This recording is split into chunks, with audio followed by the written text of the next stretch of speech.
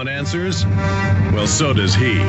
He's Alex Jones on the GCN Radio Network. And now, live from Austin, Texas, Alex Jones.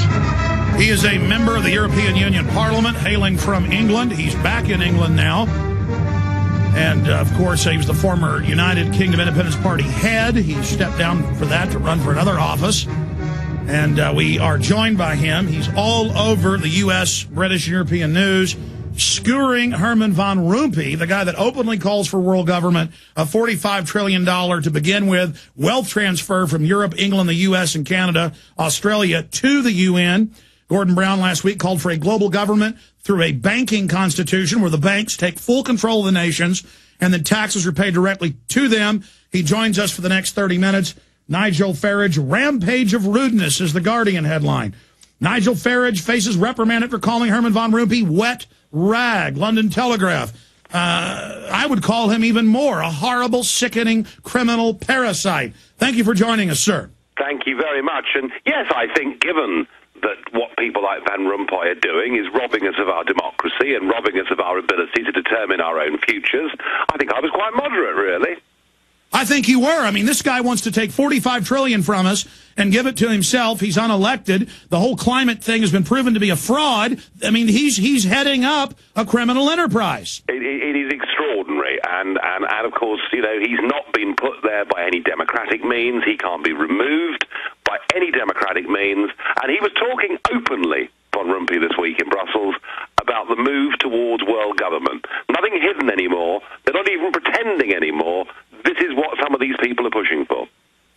Yes, Paul Watson at Prison Planet 2 days ago wrote another article with multiple quotes of him saying global governance, global government. I mean, and it's undemocratic. The Financial Times of London admits it's undemocratic. England's already under it, even though you haven't voted to be part of it. I mean, when does this end? Well, you know, some things in life have to get worse before they can get better. I think the fact that they're being totally open now about their ambitions shows that they think it's in the bag, shows they think they've done the deal, they're the winners, it's all over. And, of course, when people get as arrogant as that, then, you know, the old saying that pride comes before a fall, it will come. But, you know, it's difficult to see in the depths of a time like this exactly what the catalyst will be. But I just know from my travels, from talking to you guys across your side of the pond, and I just know there is a growing awareness, a growing feeling amongst tens of millions of people. They're beginning to wake up to what's being done to them, and it can't go on. Well said. Let's talk about the punishment you're going to undergo. What can they do to you? Well, yes, I have got to report to the headmaster's study at midday on Tuesday. It's also reminiscent of being sort of caught smoking at school, isn't it? You know, sent off to take your 6 of the best wax or whatever it may be. I'm going to his office at midday, at his request, obviously.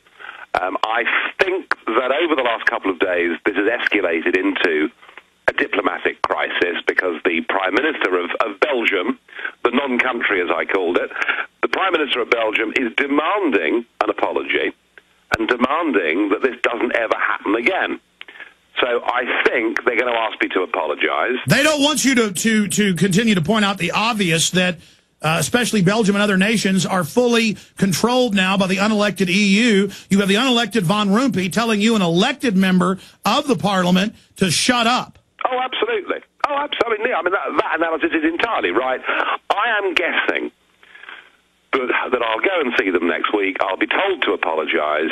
I'm going to point-blank refuse. I have nothing to apologize for. I mean, telling the truth should not be something for which I have to apologize or confess. I mean, crikey, we're back to the days of Stalin and show trials, aren't we? And I'm guessing they're going to suspend me from the parliament or something like that. Well, let them do it. I don't care. That'll only draw more attention to this viperous little demonic creature. I mean, Van Rompuy, just his whole demeanor, not just his actions, is like Pachari. I mean, they look like something out of Oliver Twist or something. Classic villain. Stay there. Nigel Farage, UK member of the European Union Parliament. We'll be right back in 3 short minutes. The Bilderberg group documents from their founding meeting in 1954, covered by the BBC a few years ago, reported they wanted to set up the European Union.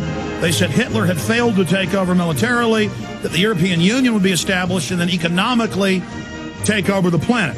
Now they admit the European Union, unelected, the separate group of bureaucrats that control the nations, are now telling the elected members, like Nigel Farage from the UK, part of the European Union Parliament, that he can't criticize Herman Van Rompuy.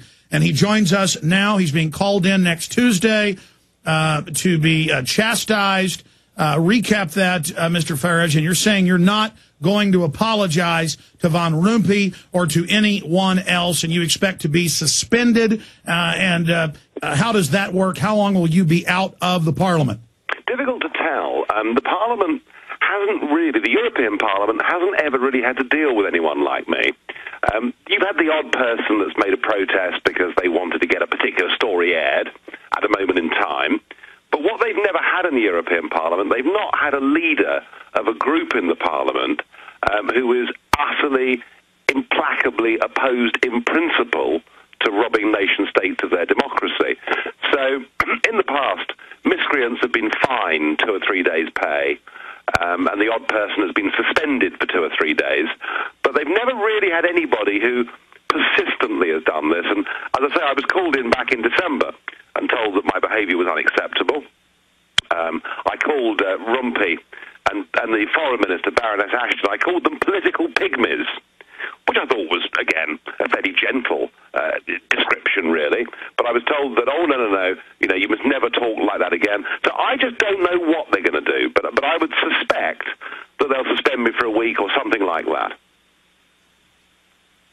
Expanding on this, for those that don't know, listening in the U.S. and around the world, when you talk about the bureaucrats being unelected, absorbing England, even though your nation's never been able to vote on this, Lord Monckton and many others yourself have talked about as much as 80% of your laws are not even British laws. They're just bureaucracy handed down. Obama's now saying he doesn't care if the U.S. Senate won't ratify and won't go along with the failed treaty and won't pass this bill. He's just going to order the bureaucracy to do it. So this is rule by unelected bureaucracies. But break down the EU model for those that don't understand.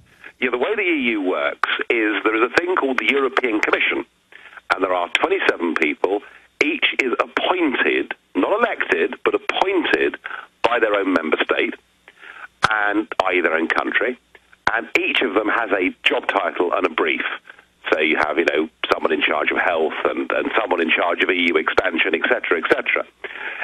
They have beneath them 30,000 bureaucrats, and the European Commission has the sole right within the European Union to propose legislation and the sole right to repeal, amend, or change legislation. So what happens is the Commission comes up with a law. It gives it to the Parliament. The Parliament messes around with it. The Parliament can delay it a little bit, and then in the end it gets rubber-stamped further down the line by more civil servants. So everything, the way in which our laws are actually drawn up in the European Commission, the whole process is done entirely in secret. The relationship, of course, because with those commissioners and big business, is distinctly unhealthy. And it is a remarkable thing to think that it is the bureaucrats that make law and the parliamentarians that just fiddle around with the implication. And that, in essence, is the model of this system. We cannot vote for commissioners. We cannot remove commissioners. It is the absolute destruction of democracy and the victory of bureaucracy. So here's a cheap analogy. Tell me if you agree. They're hanging England and the rest of the former sovereign nations at a hangman's gallows, but you get to decide the color of the rope that is put around your neck. You get to decide what color a bullet is painted that's put in a handgun and fired into your head. Yeah, that's quite a good way of putting it, really. But yeah, I mean, the nation states are disappearing. And of course, already it's not working. I mean, the last time I came on your show, I talked to you about Greece, if you remember, and how Greece was signed up to the single currency and things weren't working. Well, now, this week, we've had a general strike in Greece. We've had the police using tear gas, rubber bullets, all this kind of thing. And a war of words beginning to break out between Greek politicians and German politicians. So even as they've kind of put the finishing touches with this recent treaty they got through, as they've got their new president in Van Rompuy, as they've got their foreign minister in Ashton, even if, as it appears that they've succeeded, actually the cracks and contradictions within the system are showing